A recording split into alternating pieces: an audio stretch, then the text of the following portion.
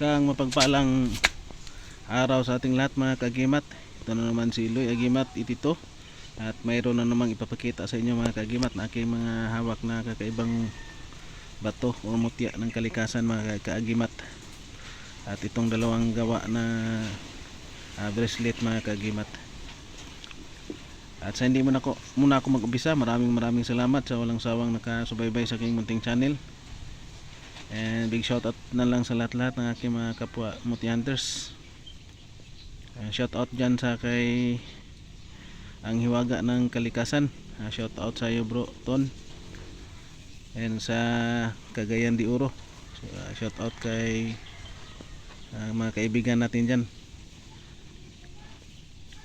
Ang ipapakita ko mga kagimat, unang-una ito yung ginawa bracelet na kahoy na uling na pinagawa ko at ginawa ng aking kaibigan dyan sa part Cagayan de Oro. Galing ito mga kagimat, maganda kahoy na uling na nagiging bato, charcoal stone ang ginawang bracelet ito mga kagimat. At ito ready na publishingan natin ngayong mahal na araw.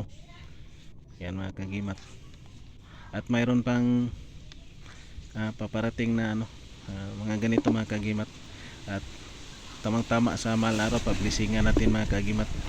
Ito mga kagimat, kombinasyon na ito mga kagimat. Mayroon na siyang mga uling na kahoy na nagiging bato at mayroon siyang isang kristal na bato mga kagimat.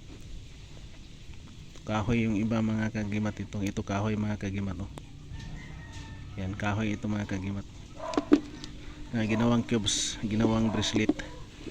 At ito mga kagimat yung gumamila silis. At hindi ko ito nakuha sa mismo sa puno mga kagimat. Ito nakuha ko lang sa mga kagimat, sa ilog na hulog siguro na mga kagimat. Pero ito ay na sulit masyado. Yan ito maganda daw pag makuha mo doon sa sinanod na mga kagimat at sulit na talaga. Parang bato na mga kagimat yung gumamila silis. Tatlo sila mga kagimat yan At ito pa mga kagimat tingnan nyo, gumamila silis. Matigas masyado mga kagimat. Ang gumamila silis mga kagimat mainam talaga ito sa kabal mga kagimat. Yan, gumamila silis. Yan, tatlo na yan mga kagimat. At maganda yan, panangkap din, gawing bracelet din mga kagimat.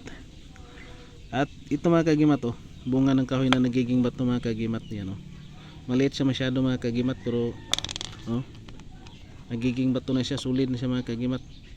Yan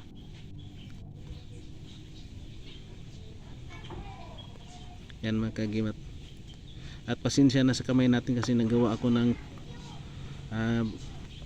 gumawa ako ng libon na bagakay na ginawa kong necklace at cross mga kagimat para sa mahal na araw.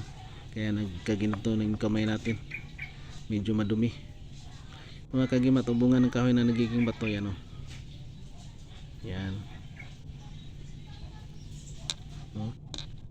bato na yan mga kagimat. At ito mga kagimat, pero ito mga kagimat na mga maliliit na ito ay hindi sa akin, pinadala lang sa akin mga kagimat. Yan, para i-video lang mga kagimat. Mayari itong matanda mga kagimat. Ito ay mutya ng gabi mga kagimat, o taro roots. Ito mga kagimat mutya ng gabi ito mga kagimat. Yan, maliliit lang sila mga kagimat. At ito yung bato na kuha sa loob ng saging mga kagimat na nilaga. Yan kung mayroon din yung matanda mga kagimat. Yan parang saging talaga itsura niya mga kagimat na nilaga na binalatan ng mga kagimat, saging na samba. Yan. At ito mga kagimat, buto ng mais din. Mayroon din si tatay na buto ng mais na maliit. Yan maliit puti.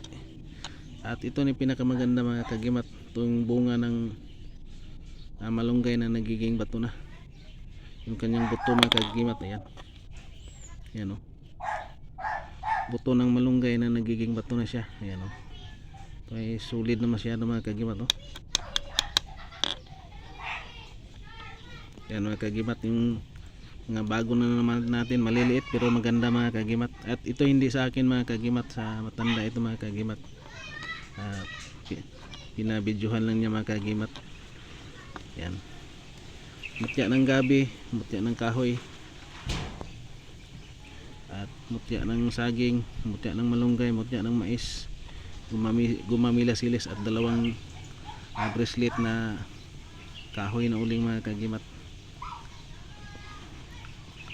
At maraming salamat mga kagimat, and big shout out na lang sa lahat-lahat.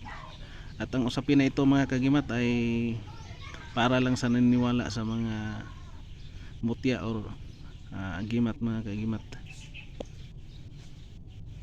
And thank you for watching, and God bless sa ating lahat mga kagimat.